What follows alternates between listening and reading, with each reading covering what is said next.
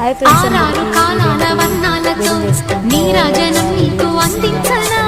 ఏడేడు జన్మాల బంధాలతో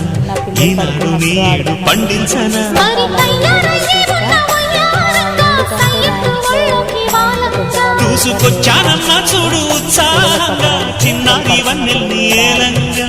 ప్రతిక్షణం పరవశం